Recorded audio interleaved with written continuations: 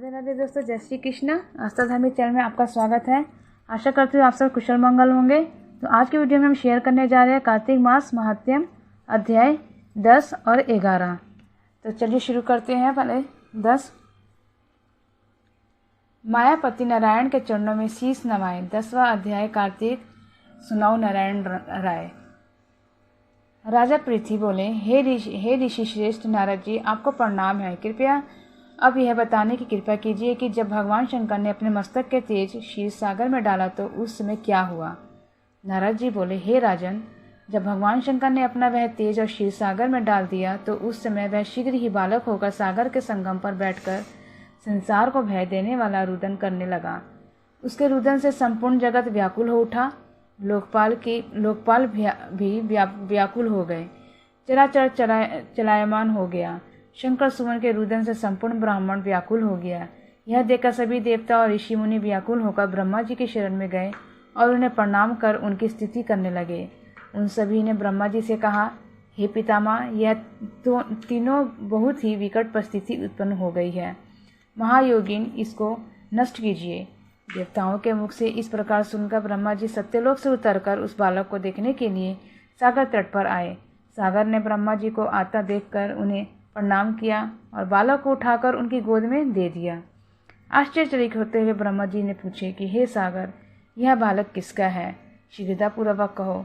सागर विनम्रतापूर्वक बोला, प्रभु, यह तो मुझे ज्ञात नहीं है, परंतु मैं इतना अवश्य जानता हूँ कि यह गंगा सागर के संगम पर प्रकट हुआ है। इसलिए हे जगत गुरु, आप इस बालक का जात क्रम आदि संस्कार करके इसका जातक फल बताइए। नारद जी राजा पृथ्वी से बोले, सागर ब्रह्मा जी के गले में हाथ डालकर बार बार उनका आकर्षण कर रहा था। फिर तो उसने ब्रह्मा जी का गला इतनी जोर से पकड़ा कि उससे पीड़ित होकर ब्रह्मा जी की आंखों से अश्रु टपकने लगे। ब्रह्मा जी ने अपने दोनों हाथों का जोर लगाकर किसी प्रकार सागर से अपना गला छुड़वाया और सागर से कहा, हे सागर, सुनो, मैं तुम्हारे इस पुत्र का जातक फल कहता हूँ। मेरे नेत्रों से जो यह जल निकला है, इस कारण इसका नाम जलंधर होगा। उत्पन्न होते ही यह तरुणावस्था को प्राप्त हो गया है, इसलिए यह सब शास्त्रों का पारगामी, महापराक्रमी, महावीर, बलशाली, महायोद्धा और रण में विजय प्राप्त करने वाला होगा। यह बालक सभी दैत्यों का अधिपति होगा। यह किसी से भी पराजित न होने वाला तथा भगवान विष्णु को भी जीतने वाला होगा। भगवान शंकर को छोड़कर यह सबसे अवध्य होगा। जहाँ से इसकी उत्पत्ति हुई है, यह वही जाएगा। इसकी पत्नी बड़ी पतिव्रता और सौभाग्यशालिनी, सर्वांग सुंदरी, परम मनोहर, मधुर वाणी बोलने वाली तथा शीलवान होगी। सागर से इस प्रकार कहकर ब्रह्मा जी ने शुक्राचार्यों को बुलवाया और उनके हाथों से बालक का राज्याभिषेक कराकर स्वयं अंतर्ध्यान हो गए। बालक को देखकर सागर की प्रसन्नता की सीमा ना रही। वह हर्षित मन से घर आया। फिर सागर में उस बालक का लालन पालन कर उसे पुष्ट किया। फिर कालनेमी नामक असुर को बुलाकर विंदा नामक कन्या से विधि पूर्वक उसका विवाह करा दिया। उस विवाह में बहुत बड़ा उत्सव हुआ। श्री शुक्राचार्य के प्रभाव से पत्नी सहित जलंधर दैत्यों का राजा हो गया। तो दोस्तों, ये आपका अध्याय 10 समाप्त हो गया। तो अब अध्याय 11 शुरू करने जा रहे हैं। एक समय नारद जी श्री व्यास जी से पूछने लगे कि हे व्यास जी, गृहस्थाश्रम सब आश्रमों से उत्तम क्यों माना गया है?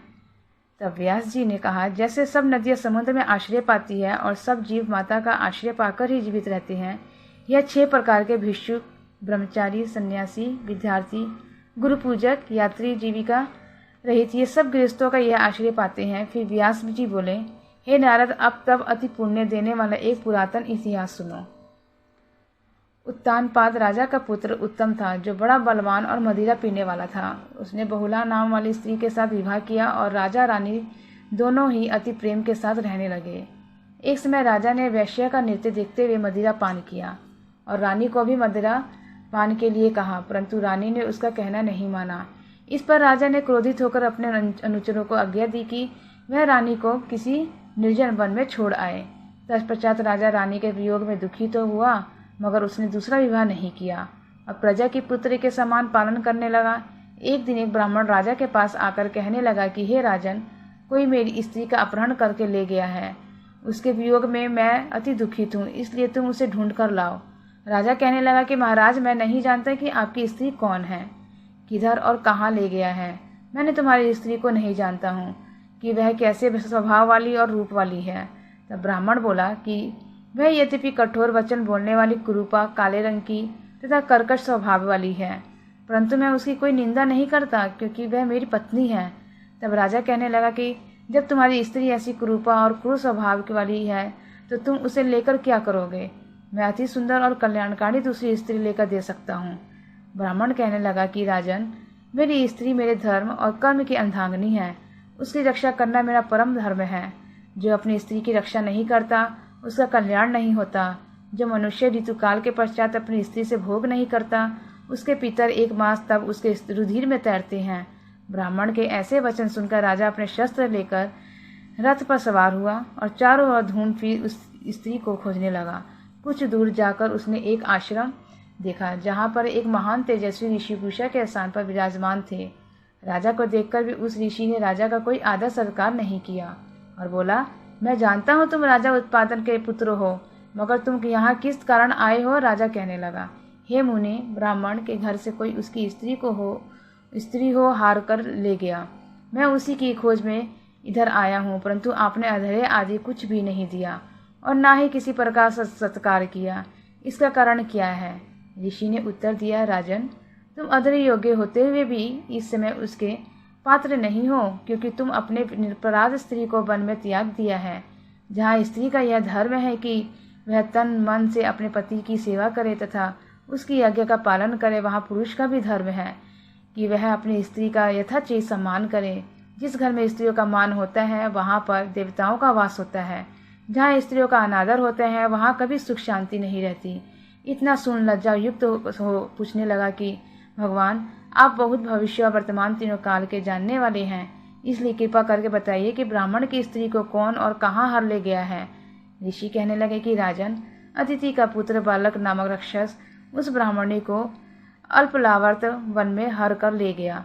सो जाओ और उसको ढूंढ कर ब्राह्मण का सहयोग करो। राजा ने मुनि को प्रणाम किया और मार्ग पर जाकर उत्पलावर्त वन में जा पहुंचा।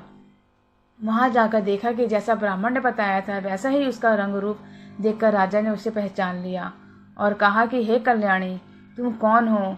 और विलास पुत्री की स्त्री हूँ। मैं अपने घर में अकेली सो रही थी कि वल्क नाम वाला राक्षस मुझसे हर कर यहाँ पर ले आया है। यहाँ लाने के बाद ना तो उसने किसी बात का कष्ट दिया और ना ही मेरा सतीस्त्र नष्ट करने की चेष्टा की। इतना होने पर भी मैं यहाँ अत्यंत दुखी हूँ। राजा ने कहा कि हे ब्राह्मणी, यह राक्षस कहाँ गया है? मुझको तुम्हारे पति ने ढूंढने के लिए भेजा है। ब्राह्मणी ने कहा कि वह इस वन में अमुक स्थान में गया है।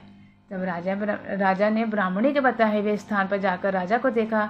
राजा को देखकर वह राक्षस उसके पैरों पर गिर पड़ा और कहने लगा कि राजन, मुझे क्या आज्ञा है? राजा ने कहा कि हे निशाचर, तू इस ब्राह्मणी को क्यों लाया है?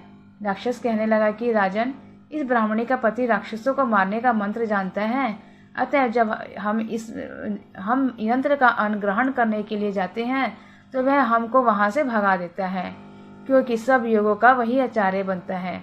इसी कारण उस ब्राह्मण को दुखी करने के लिए मैं उसकी स्त्री को हर लाया हूँ, क्योंकि बिना स्त्री के पुरुष क्रम का अधिकारी नहीं होता। यह सुनकर राजा ने विचार किया कि यह राक्षस भी हमारी ही निंदा करता है। मुनि ने भी हमको अधर्य योग्य नहीं समझा। राजा अपने में से ऐसा विचार ही रहा था कि राक्षस कहने लगा कि राजन, मैं आपकी पति की आज्ञा का पालन करूंगा। इतना कह हाथ जोड़कर खड़ा हो गया। राजा ने कहा कि हे निशाचर, तुम इस ब्राह्मणी को इसके घर छोड़ जाओ और जब हम यज्ञ करेंगे तब हमारे पास आ जाना। राजा की आज्ञा पाते ही वह राक्षस उस ब्राह्मणी को उसके घर छोड़ने चला गया। तब राजा सोचने लगा कि मैंने अपनी निर्दोष स्त्री को घर से निकाल दिया, अब ऐसा कौन सा पुण्य कर्म करूं जिससे यह पाप दूर हो।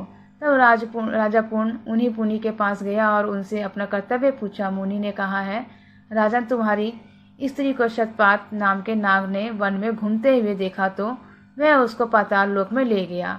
उस नाम की नंदा नाम वाली एक कन्या है, उसने अपने घर में उसको छिपा रखा है। यह सुन राजा वहां से अपने घर आया और ब्राह्मण को स्त्री सहित अपने घर में देखकर बहुत प्रसन्न हुआ। तत्पश्चात राजा ने बालक नाम राक्षसों को यज्ञ किया तो वह तुरंत ही राजा के पास आकर उपस्थित हो गया। बालक को देख राजा ने उससे पाताल लोक से अपनी स्त्री को लाने का आदेश दिया। उसके बाद वही राक्षस अपने पाताल लोक गया और वहां से राजा की स्त्री को लाकर राजा को सौंप दिया। उसके बाद राजा और रानी बड़े प्रेम से रहने लगे। तो दोस्तों ये आपका 11वां अध्याय समाप्त हो गया। तो दोस्तों आपको अगर ये वीडियो अच्छा लगा तो मेरे चैनल को सब्सक्राइब करके बेल आइकन को जरूर दबाइएगा और कमेंट में जय श्री कृष्ण जरूर लिखिएगा।